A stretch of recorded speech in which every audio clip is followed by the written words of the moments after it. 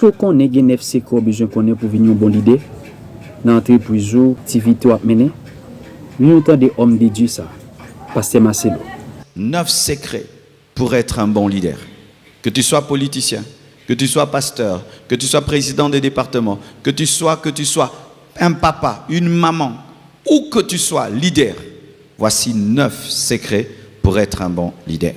Premier secret, si tu veux être un bon leader, un bon chef, tu dois avoir des secrets. Tu dois avoir la discrétion. Tu dois avoir la simplicité. Tu dois dire les choses quand leur temps. Tu ne dois jamais dire une chose avant son temps. Je répète, tu dois être discret. Tu dois avoir de la sagesse, de la simplicité. Tu dois dire les choses quand leur temps. Pourquoi je dis cela? La Bible dit, après quoi je me levai pendant la nuit avec quelques hommes sans avoir dit à personne ce que mon Dieu m'avait mis au cœur. Il avait caché la vision pendant un temps. Il n'avait pas dit à tout le monde, seulement à une poignée de personnes. Il n'avait pas dit aux magistrats, aux grands, aux sacrificateurs, même aux sacrificateurs. Il n'avait pas dit, ce n'était pas encore le moment de dire. Il avait fini par dire, mais il y avait un temps où lui, le leader, devait garder la vision secrète, c'est que Dieu voulait faire secret, le communiquer qu'à une petite poignée sûre, mais il y avait un temps dans la vie de Néhémie où la vision était secrète. Tu ne seras jamais un grand leader si tu dis tout. Les grands leaders ont des choses qu'ils ne disent pas et qui finissent par dire au temps où il faut dire. Même Jésus a dit, j'ai beaucoup de choses à vous dire, mais vous ne pouvez les supporter. Il a attendu que vienne le Saint-Esprit, la maturité, pour les révéler aux disciples. Deuxième secret, pour avoir un bon leadership et être un bon chef, tu dois avoir une fine équipe. Néhémie 2, verset 12, la Bible dit, après quoi je me levai pendant la nuit avec quelques hommes, pas tout le monde. Voici dans le leadership. Dans le leadership de Jésus-Christ, tu vas voir, il avait 12 disciples. Mais les 12 disciples étaient fragmentés en 4. Il y avait des groupes de 3, de 3, de 3. Il y avait ceux qui étaient très, très, très proches, ceux qui étaient proches, ceux qui étaient un peu proches, ceux qui étaient lointains. Ce n'est pas tout le monde qui a vu la transfiguration de Jésus. Ce n'est pas tout le monde qui dormait sur la poitrine de Jésus. Ce n'est pas tout le monde qui était là lorsqu'il devait ressusciter les morts. Alléluia. Il y a toujours un noyau limité autour des grands leaders. Plus tu as un trop grand noyau, plus tu auras des problèmes. Quand tu veux être un grand chef, ne sois pas entouré d'un grand noyau. C'est-à-dire les gens qui accèdent au secret, les gens qui accèdent facilement à ta vie, les gens qui accèdent facilement à ton cœur, les gens qui accèdent facilement à ce que tu veux faire. Il ne faut pas en avoir beaucoup. Il faut être entouré de beaucoup de gens, mais pour ce qui est des grandes décisions, il faut avoir quelques personnes. Même Jésus avait 3 disciples qui étaient proches de lui. Jean, Jacques et Pierre. Jean, Jacques et Pierre. Mais même pour révéler Judas, c'était Jean. Alléluia. Un leader qui a trop d'amis échouera. Un leader qui a trop de confidents échouera. Un leader qui a trop de conseillers échouera. Il faut avoir quelques conseillers, quelques confidents, quelques amis. Mais lorsque tu en as de trop, il va se faire que ce n'est pas encore le temps que les gens sachent et les gens savent alors que tu n'as pas eu le temps de blender dans la prière, dans la sagesse, la vision. Troisièmement, un autre secret du leadership. Néhémie 2, verset 13. Un leader, qu'est-ce qu'il fait? Il inspecte les problèmes. Tu ne dirigeras jamais bien si tu es un théoricien qui ne descend jamais sur terrain pour voir les problèmes. Alléluia. Tu dois descendre sur terrain. Aller dans les toilettes et savoir que ça sent mauvais, qu'il y a une toilette qui est bouchée, même si tu es chef, tu dois descendre en bas. 4. Néhémie 12, verset 13 toujours. Un leader réfléchit. Si tu n'as pas de bureau, trouve-toi un endroit pour réfléchir. Mes frères, vous ne serez jamais des grands hommes si vous ne réfléchissez pas. Aujourd'hui, les gens ne réfléchissent plus beaucoup. Nos cerveaux sont captivés par les écrans. Nos cerveaux sont captivés par les blagues de TikTok, les blagues à gauche, à droite, des nouvelles, plein de nouvelles. Tu te réveilles là, si tu n'as pas le contrôle de ton téléphone, tu auras même 1000 nouvelles qui n'ont rien à voir avec ta vie. Et ce qui fait aucune concentration sur ta vie. Combien d'heures tu passes en train de réfléchir sur ta vie? Car si tu ne peux pas réfléchir sur ta vie, comment tu vas réfléchir sur la mienne? Alléluia. Et quand tu as les moyens, si tu n'as pas une chaise et une table devant laquelle tu réfléchis, tu écris, tu es un aventurier.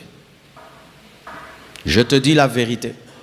Tous les hommes intelligents ont une table et une chaise pour réfléchir. Tous les hommes intelligents ont un endroit où ils vont méditer. Et ceux qui n'ont pas les moyens vont en forêt, ils vont dans un jardin, ils vont dans un endroit pour réfléchir.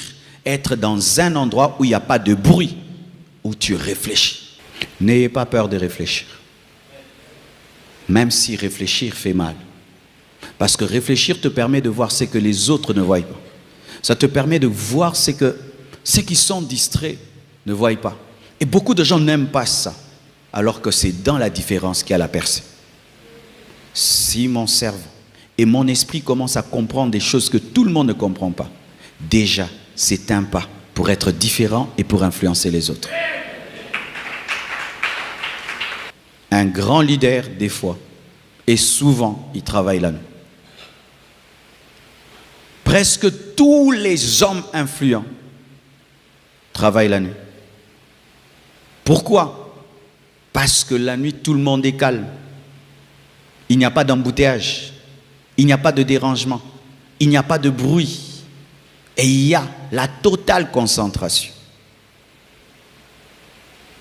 Prenez l'habitude, des fois, mes frères, pendant que tout le monde dort, de sortir de votre chambre, de sortir de votre lit pour aller travailler.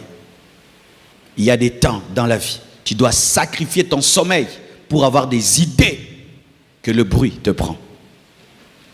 Et je t'assure, tu penses quelqu'un qui doit créer un avion, il peut commencer à dormir chaque nuit.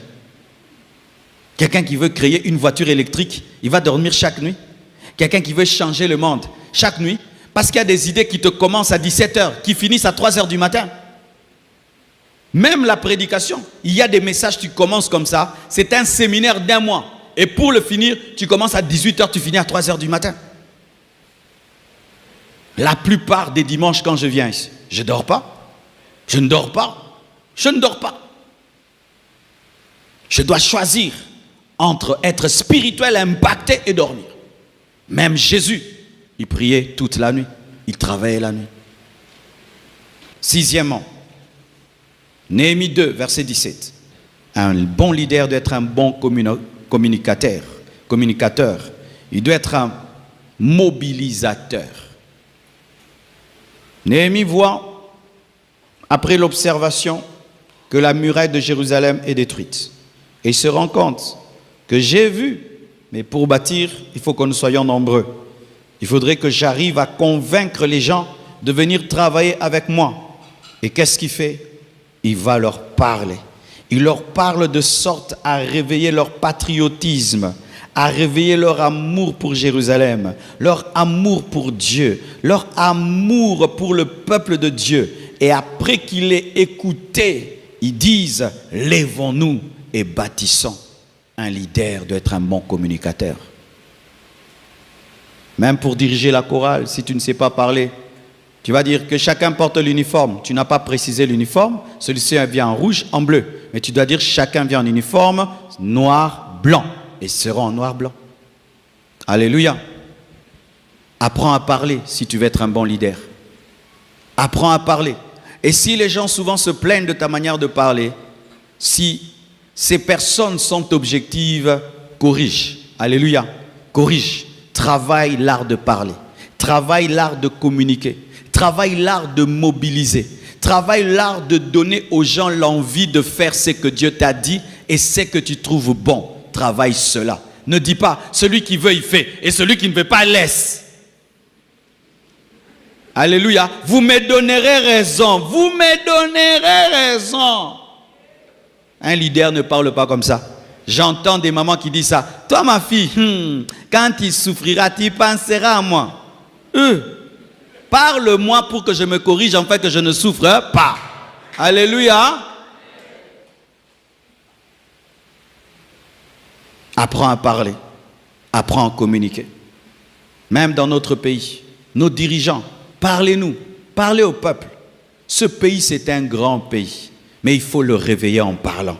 En réveillant le patriotisme, l'amour du pays, la fierté. Il faut qu'on nous parle, qu'on sente qu'on est fier d'être Congolais, qu'on est fier d'être Africain, qu'on est fier d'être Congolais. Il faut qu'on nous parle. Parce que même la belle femme, des fois, doute qu'elle est belle. Il faut lui dire, tu es belle, tu es belle, tu es belle. Ah, c'est vrai, je suis belle, tu vas changer de démarche. Pourquoi? Même si elle est belle, elle doute. Et un pays aussi, des fois, peut douter qu'il est grand. Alléluia, tu vas ailleurs, il vous dépasse. Tu vas ailleurs, il vous dépasse. Tu vas ailleurs, il vous dépasse. Et puis tu commences à dire, ah, RDC, Lokamakasi-Kaka. Alléluia, il faut qu'on te dise, il faut qu'on te le dise, il faut qu'on te le dise. Apprends à parler. Apprends à parler à tes enfants. Un père, c'est un leader. Tu ne peux pas parler à tes enfants que négativement. Tu es bête, tu es bête. Non, vu ton intelligence, tu ne peux pas me donner de tels points. Tu as bien parlé. Ta fille s'habille mal. Prostituée, non. Les belles femmes se couvrent. Les vilaines femmes se montrent parce qu'elles ne sont pas sûres d'elles.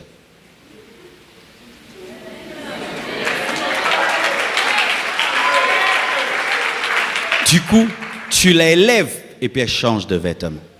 Alléluia. Apprends à parler. Tu es un homme, apprends à parler à ta femme. Toi, tu es un papa tout le temps, je suis le chef. Mais tu as déjà vu un lion crier tout le temps qu'il est le lion? Tu n'as pas d'autorité. Un homme qui crie tout le temps, c'est moi qui paye cette maison, c'est moi qui vous nourris. On sait que tu nous nourris. Même nos ventres savent que tu nous nourris. Mais si tu rappelles tout le temps que tu nous nourris, tu es un petit homme. Amen, maman.